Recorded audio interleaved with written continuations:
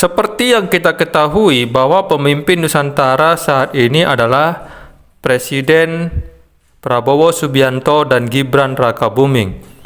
Secara kegaiban, saya melihat aura Prabowo ini positif dan berwarna biru keputihan, bercahaya, berbeda dengan Presiden Joko Widodo yang auranya positif berwarna putih bercahaya.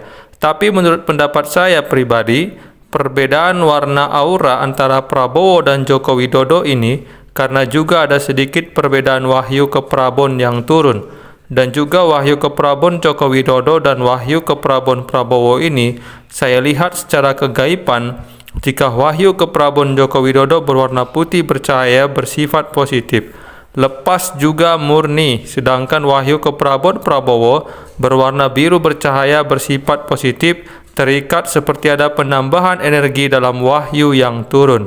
Artinya lepas dan murni adalah wahyu tersebut turun sebagaimana adanya, tanpa ada campur tangan dari kerajaan, yang artinya kerajaan sepenuhnya percaya akan kepemimpinan Joko Widodo di Nusantara ini. Sedangkan terikat dan ada penambahan energi pada wahyu yang turun kepada Prabowo, artinya walau kerajaan percaya akan kepemimpinan Prabowo kelak, tapi kerajaan kelak tetap mengawasi kepemimpinan Prabowo lewat energi yang ditambahkan dalam wahyu ke Prabon yang diturunkan kepada Prabowo.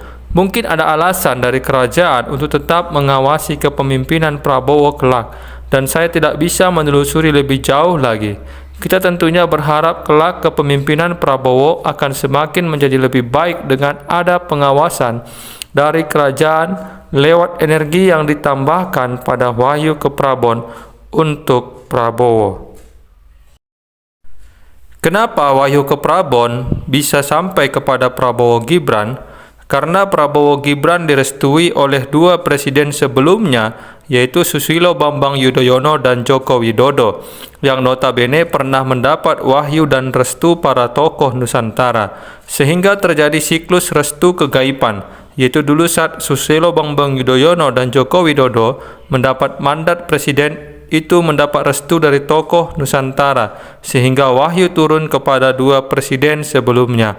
Dan Prabowo mendapat restu dari SBY dan Jokowi, sehingga restu tokoh Nusantara otomatis akan turun kepada Prabowo karena kepercayaan dan restu dua presiden kepada Prabowo. Jadi restu dan kepercayaan tokoh Nusantara terwakili oleh SBY dan Jokowi. Ini hanya pandangan pribadi spiritual saya saja. Semua orang bisa mempunyai pandangan spiritual lain.